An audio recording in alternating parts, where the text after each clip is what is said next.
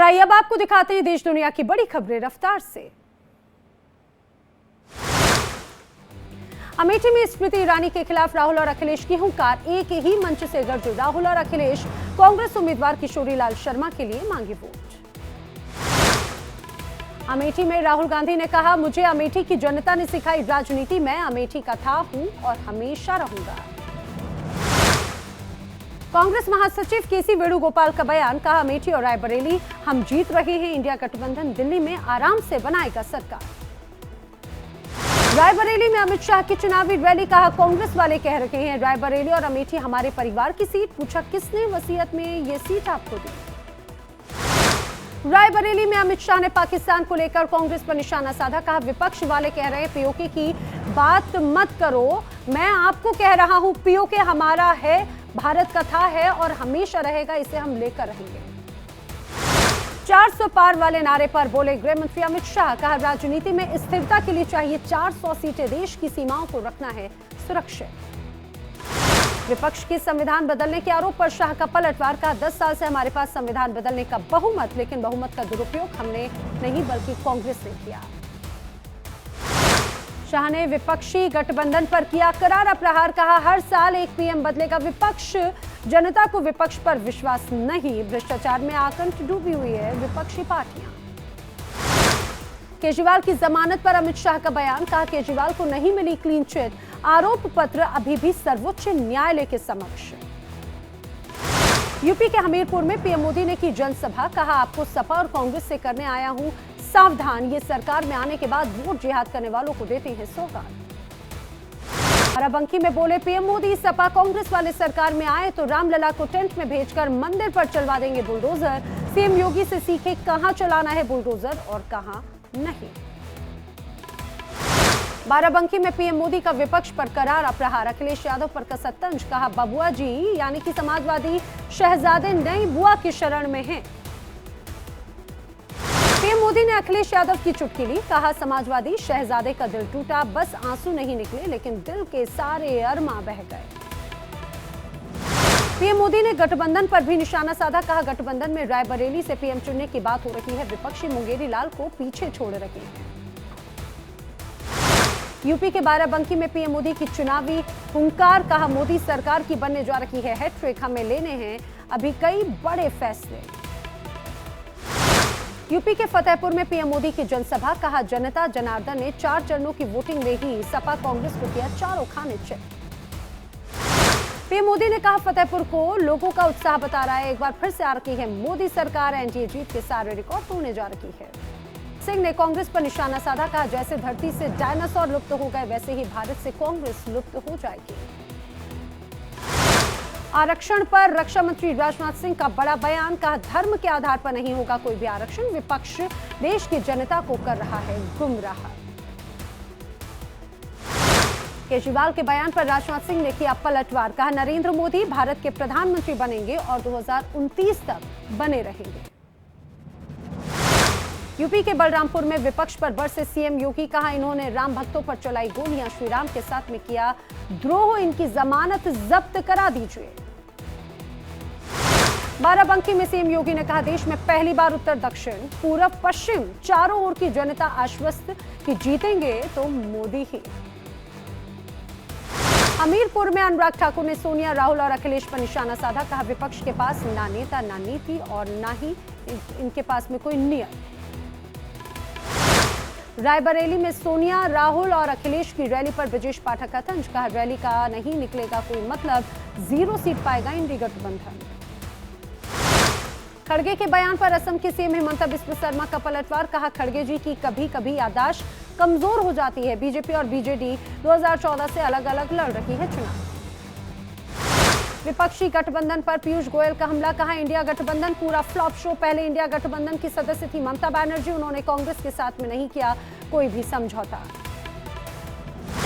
छपरा के मदरसे में धमाके को लेकर विपक्ष पर बरसे गिरिराज सिंह, मदरसे को बताया आतंक का अड्डा, बुर्के की आड़ में बोगस वोटिंग का आरोप।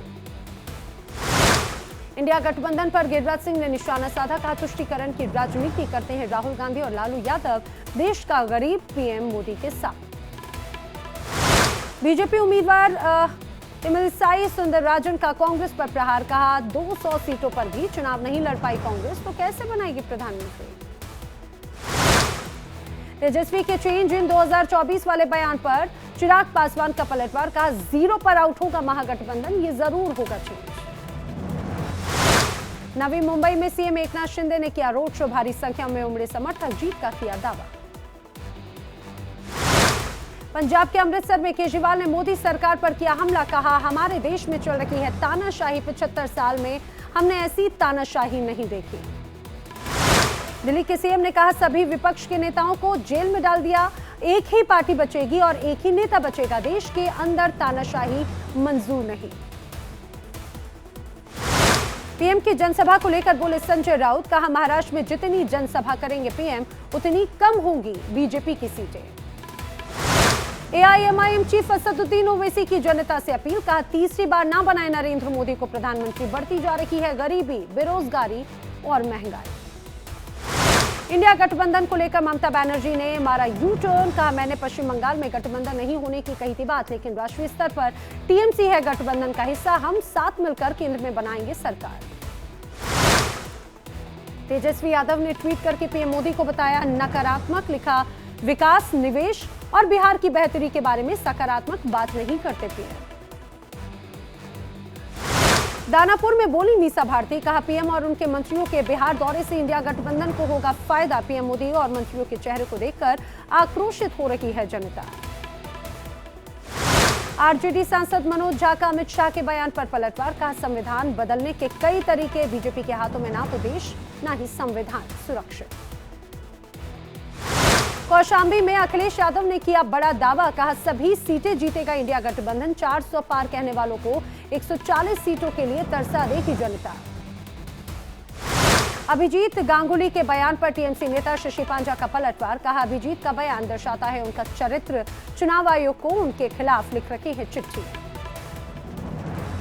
दिल्ली के चांदनी चौक इलाके में जयप्रकाश अग्रवाल ने किया चुनाव प्रचार, कांग्रेस उम्मीदवार ने लोगों से मांगे वोट। दिल्ली के नंद नगरी में कन्हैया कुमार ने किया चुनाव प्रचार, कहा सांसद ने नहीं किया कोई काम, जनता चाहती है परिवर्तन। स्वाति मालीवाल मामले में जुड़ा वीडियो आया सामने, 13 मई का बताया जा रहा है वीडियो, सोफे पर बैठी दिखी स्वाति मालीवाल। स्वाति मालीवाल ने ट्वीट करके निशाना साधा, राजनीतिक हिटमैन ने खुद को बचाने की कोशिशें शुरू कर दी है, वीडियो के जरिए खुद को बचा रही है। स्वाति मालीवाल केस में एफआईआर की कॉपी से बड़ा खुलासा, एफआईआर में स्वाति ने बताया मेरे सर और गर्दन पर कई बार मारा गया, मैं सदमे में हूं। मालीवाल का करीब 3 घंटे तक हुआ मेडिकल टेस्ट, एक्सरे और सीटी स्कैन किया गया, स्वाति मालीवाल के चेहरे पर अंदरूनी चोटों की बात आई सामने। बदसलूकी मामले में स्वाति मालीवाल का पहला रिएक्शन सामने आया, ट्वीट कर लिखा मेरे साथ जो हुआ वो बहुत बुरा था, मैंने पुलिस को अपना स्टेटमेंट दिया है, मुझे आशा है उचित कार्रवाई होगी। निर्मला सीतारमण का आम आदमी पार्टी पर हमला, कहा केजरीवाल की मौजूदगी में स्वाति से बदसलूकी की गई, केजरीवाल को मांगनी चाहिए माफी। निर्मला सीतारमण ने कहा स्वाति के साथ में हुई घटना का केजरीवाल पर सीधा आरोप है क्योंकि केजरीवाल के घर में घटना हुई। स्वाति मालीवाल मुद्दे पर बीजेपी का हल्ला बोल वीरेंद्र सचदेवा ने कहा केजरीवाल को देना होगा इसका जवाब, जब तक केजरीवाल नहीं देंगे जवाब हमारा आंदोलन रहेगा जारी। स्वाति मालीवाल पर एनसीडब्ल्यू प्रमुख रेखा शर्मा ने कहा हम उनके साथ हैं, बहुत देर तक सोचने के बाद स्वाति ने दर्ज कराई शिकायत। विभव कुमार को लेकर एनसीडब्ल्यू प्रमुख रेखा शर्मा ने कहा विभव ने हमारे नोटिस का कोई जवाब अभी तक नहीं दिया। स्वाति मालीवाल से बदसलूकी मामले पर पटना में बोले चिराग पासवान, कहा सीएम आवास पर ऐसी घटना बहुत ही शर्मनाक। स्वाति मालीवाल पर यूपी के डिप्टी सीएम केशव प्रसाद मौर्य का बयान, कहा घटना में सिर्फ निजी सचिव नहीं केजरीवाल भी दोषी। मुंबई में बीजेपी नेता शाइना एनसी ने कहा स्वाति मालीवाल के साथ में हुई घटना आम आदमी पार्टी में महिला सुरक्षा पर बड़ा सवाल, मामले में होनी चाहिए कार्रवाई।